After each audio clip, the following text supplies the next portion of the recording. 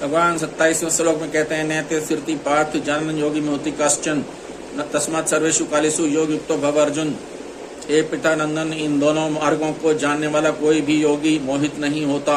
अतः हे अर्जुन, तू सब समय में योग युक्त क्षमता में स्थित हो जा। नैते स्थिति पाद जानन योगी मोहित कश्चन। शुक्ल मार्ग प्रकाश में है और कृष्ण मार्ग अंधकार में है, जिनके अंतःकरण में उत्पत्ति विनाशशील वस्तुओं का महत्व नहीं है और जिनके उद्देश्य ध्येय में प्रकाश स्वरूप ज्ञान स्वरूप परमात्मा ही है, ऐसे वे परमात्मा की तरफ चलने वाले साधक शुक्ल मार्गी हैं, अर्थात उनका मार्ग प्रकाश में है। परंतु जो संसार में रचे पचे हैं और जिनका संसारिक पदार्थों का संग्रह करना और उनसे सुख भोगना ही देह होता है, ऐसे मनुष्य तो घोर अंधकार में ही हैं।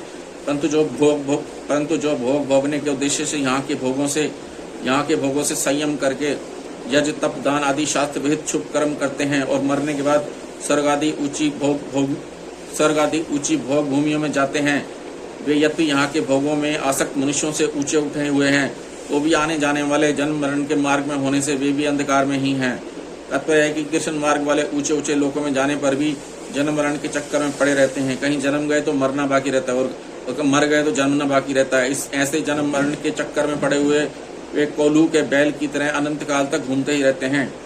इस तरह शुक्ल और कृष्ण दोनों मार्गों के परिणाम को जानने वाला मनुष्य योगी अर्थात निष्काम हो जाता है, भोगी नहीं। कारण है कि यहाँ के और परलोक के भोगों से ऊंचा उठ जाता है, इसलिए वह मोहित नहीं होता।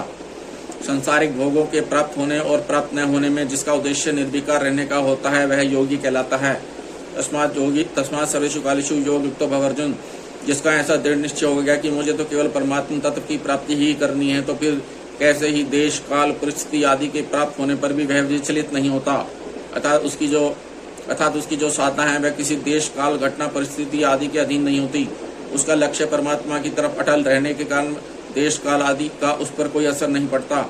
अनुकूल प्रतिकूल देश काल परिस्थिति आदि उसकी अनुकूल प्रतिकूल देश काल परिस्थिति आदि में उसकी स्वाभाविक क्षमता हो जाती है। इसलिए भगवान अर्जुन से कहते हैं, तू सब समय में अर्थात अनुकूल प्रतिकूल परिस्थितियों के प्राप्त होने पर भी उनसे प्रभावित न होकर उनका सदुपयोग करते हुए, अनुकूल परिस्थिति के प्राप्त होने पर मात्र संसार की सेवा करते हुए और प्रतिकूल परिस्थिति के प्राप्त होने पर हृदय से अनुकूलता की इच्छा का त्याग करते हुए योग युक्त हो जा, अर्थात नित्य निरंतर समता में स्थित रहे।